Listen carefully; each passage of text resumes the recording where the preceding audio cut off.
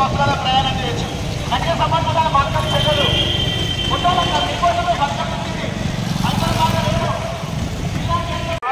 నుంచి కోటి రూపాయలతో వేణూతల కాటమరాజ స్వామికి కూడా తార్పణంగా నిలుస్తుంది.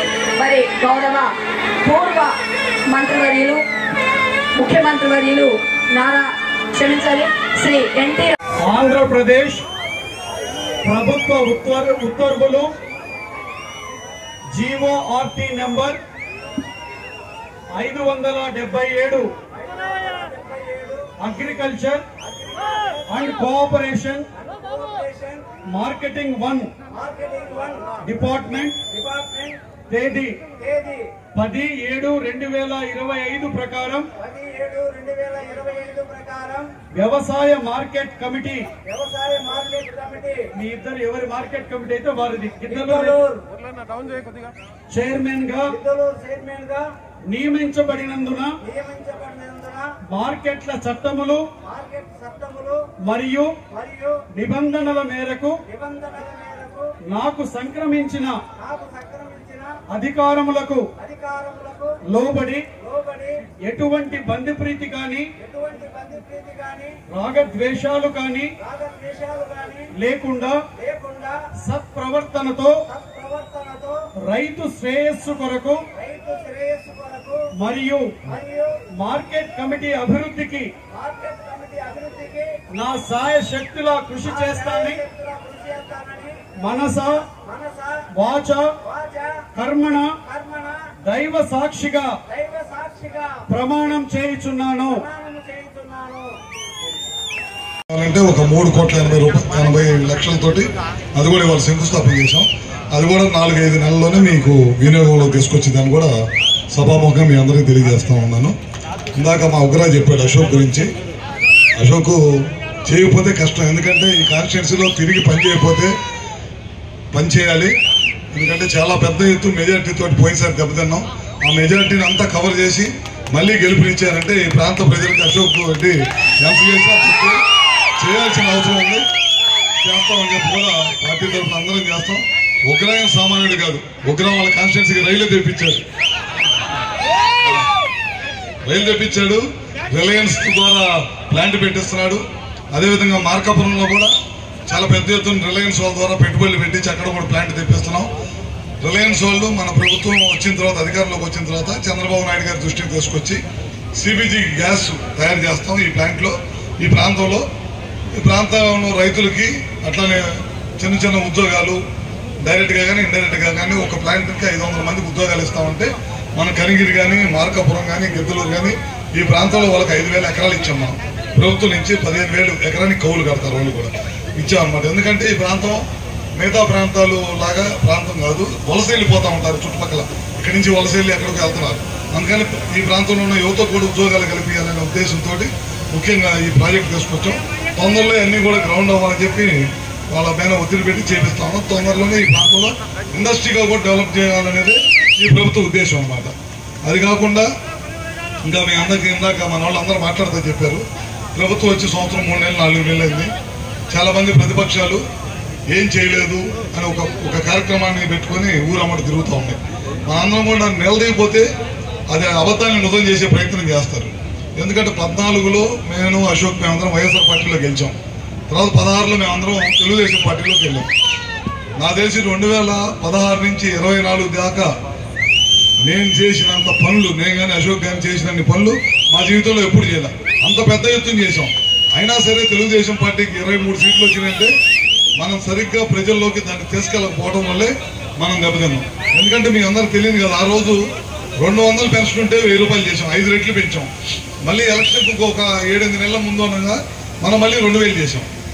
అదే పెన్షను వైఎస్ఆర్ పార్టీ వచ్చిన తర్వాత 2000 నుంచి 3000 చేస్తారని చెప్పి వాళ్ళకైతే 5 సంవత్సరాలు పట్టింది. ఒక పెన్షను మనం 5 రెట్లు పెంచి మళ్ళీ ఎలక్షన్కి వెళ్ళేటప్పటికి 14-19లో మళ్ళీ 10 రెట్లు పెంచాం. అట్లాంటి పెన్షన్ మనం చేస్తే మనకేమైనా 23 సీట్లు ఇచ్చారు. అందుకే మొన్న ఏం చేశారు వాళ్ళు, ఒక పెన్షన్ పెంచడానికి దాదాపు 5 సంవత్సరాలు పట్టింది. మన ప్రభుత్వం అధికారంలోకి రాగానే చంద్రబాబు నాయుడు గారు ఒకే సంతకంతో 3,000 నుంచి 4,000 చేశారు, 3,000 నుంచి 6,000 చేసినవి ఉన్నాయి, 10,000 చేసిన పెన్షన్లు ఉన్నాయి. అట్లానే దాదాపు 15,000 రూపాయలు పెన్షన్ ఇస్తున్నాం. భారతదేశం మొత్తం మీద 64 లక్షలు పెన్షన్లు ఇచ్చే రాష్ట్రం, 34,000 కోట్ల రూపాయలు ఖర్చు పెట్టే రాష్ట్రం ఏదైనా ఉందంటే భారతదేశం మొత్తం మీద అది చంద్రబాబు నాయుడు గారి ప్రభుత్వం చెప్పడంలో ఏమాత్రం సందేహం లేదు. నియోజకవర్గంలో ఈ కార్యక్రమం చేసుకోవడం చాలా సంతోషం. ప్రభుత్వం వచ్చిన తర్వాత చెప్పిన విధంగా PSCSలో సహకార సంఘాలకి కమిటీలని, అదేవిధంగా దేవస్థాన కమిటీలు, మార్కెట్ కమిటీలు నిర్మించుకుంటూ రావడం జరుగుతూ ఉంది. ఈరోజు మిత్రపక్షాలు తెలుగుదేశం, జనసేన, బీజేపీల సమన్వయంతో ఈరోజు రాష్ట్రంలో ప్రభుత్వం ఉంది. ఈ ఎన్డీఏ ప్రభుత్వం చెప్పినటువంటి అన్ని పథకాలను అమలు చేస్తూ ఉన్నారు. ఆ రోజు 200 రూపాయల పెన్షన్ 2,000 చేసినా, ఈ రోజు ఆ 2,000 4,000 చేసినా తెలుగుదేశం ప్రభుత్వం మాత్రమే చేసిందనే విషయాన్ని మీ అందరూ కూడా ప్రజల్లో చర్చించాలి.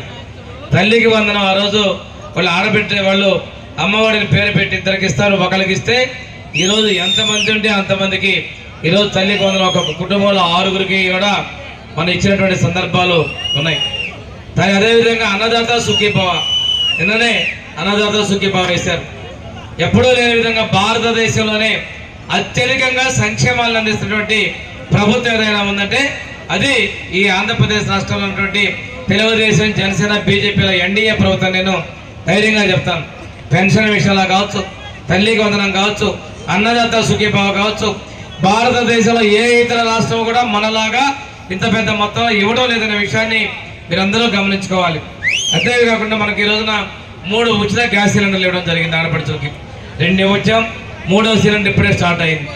అంతేకాకుండా ఈరోజు మళ్ళీ మనం ఈ నెల 15వ తారీఖున ఉచిత బస్సు ఆడపడుచులందరికీ మొదట మనం జిల్లా చెప్పాం. ఈరోజు రాష్ట్రంలో ఎక్కడి నుంచి ఎక్కడికైనా కానీ ఉచిత బస్సు ప్రయాణం చేసే విధంగా ప్రభుత్వం చర్యలు తీసుకుంటా ఉన్నాయి. ఈరోజు ఉన్నటువంటి సంక్షేమాల్లో ఎక్కడా లేని విధంగా మనం చేశాం.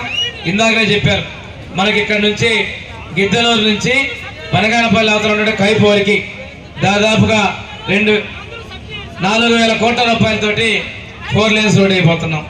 అదేవిధంగా మనకి ఇక్కడ ఉన్నటువంటి ఖమ్మం బేస్తవారిపేట నుంచి ఒంగోలుకి 4 లేన్స్ రోడ్ కూడా మనం మన ప్రభుత్వం నిర్మించబోతా ఉంది. ఇందాకనే మన పెద్దలు చెప్పారు, మాట్లాడినటువంటి వాళ్ళు ఏ నీళ్లు లేకుండానే జాతికంగా డ్రామాలు అడిగాడు, ఫేక్ ముఖ్యమంత్రి, ఫేక్ నాటకాలు. వాళ్ళు అడుగుతున్నారు. ఇప్పుడు ఇక్కడ గెలిచారు ఒక ఆయన, ఎప్పుడు పూర్తి చేస్తారని అడుగుతున్నాడు. ఆ రోజు పోయి చప్పట్లు కొట్టారు, మీరు ఎప్పుడు పూర్తి చేస్తారని అడుగుతున్నారు. 2 గెలిచారు. దర్శనం ఒక ఆయన ఎరగొండపరమైన గెలిపించే సంవత్సరం అయింది, ఒక్కనాడు అసెంబ్లీకి రాలా, ఒక్కరోజు అసెంబ్లీకి రాలా. ప్రజా సమస్యల మీద చిత్తశుద్ధి లేదు, ఈ ప్రజలంటే నమ్మకం లేదు. వాళ్ళు ఏదో భ్రమంలో ఉన్నారు. గవర్నమెంట్ వచ్చి మంత్రులు అవుతారు అనుకుంటారు, అసెంబ్లీకి రాకుండా వీళ్ళు మాట్లాడతారు. మన ముఖ్యమంత్రి గారు దర్శి వస్తే ఒక ఆయన మాట్లాడతారు, డ్రామా అంటాడు. ఆ వయసులో ముఖ్యమంత్రి చంద్రబాబు నాయుడు గారు ఆ రోజు ఎండలో 2.5 గంటల పాటు రైతుల కష్టాల్లో ఉన్న రైతుల కోసం ఎండైనా భరించారు. గొడుగు పడతా ఉన్నా వద్దన్నారు. అక్కడేమి సెట్టింగ్ లేలా. వీళ్ళ కళ్ళల్లో పొరలు కమ్ముకుపోయి వీళ్ళు మాట్లాడతారు. వాళ్ళ స్థాయిగా ముఖ్యమంత్రి గురించి మాట్లాడారు. అదే ఇంకో ఆయన అంటారు, ఇక్కడ ఏం చేశారంటారు. ఈ పక్కన ఎడవల్లిలో మనం 5 కోట్ల రూపాయలతో లిట్ క్యాప్ ద్వారా ఇచ్చాం, షూ మేకింగ్ యూనిట్. అదేవిధంగా 2 సబ్ స్టేషన్లు కూడా విద్యుత్ శాఖ మంత్రి గారు ఇవ్వడం జరిగింది. ఈ రోజు రోడ్లు కావచ్చు, నీళ్లు కావచ్చు, 1,290 కోట్ల రూపాయలతో పశ్చిమ ప్రాంతానికి జిల్లాకి మంచినీళ్ల కోసం మనం శంకుస్థాపన కూడా చేయడం జరిగింది. ఉప ముఖ్యమంత్రి పవన్ కళ్యాణ్ గారు వచ్చారు.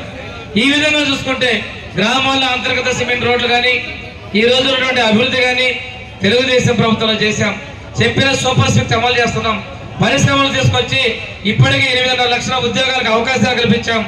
డిఎస్సి ద్వారా 16,000 ఉద్యోగాల్ని త్వరలోనే భర్తీ చేయబోతా ఉన్నాం.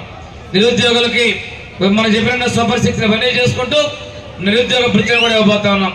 ఇన్ని చేస్తున్నటువంటి ప్రభుత్వం చెప్పిన మాట ప్రకారం మార్కాపురం జిల్లా వెలిగొండ ప్రాజెక్టు నీళ్లు 2 కూడా మన ప్రభుత్వంలో పూర్తి చేస్తామని పశ్చిమ ప్రాంత ప్రజలకు తెలియజేసుకుంటూ ఈ రోజు ప్రమాణ స్వీకారం చేసినటువంటి ఇద్దరికి నేను మరొక్కసారి అభినందన తెలియజేసుకుంటూ సెలవు తీసుకుంటున్నాను.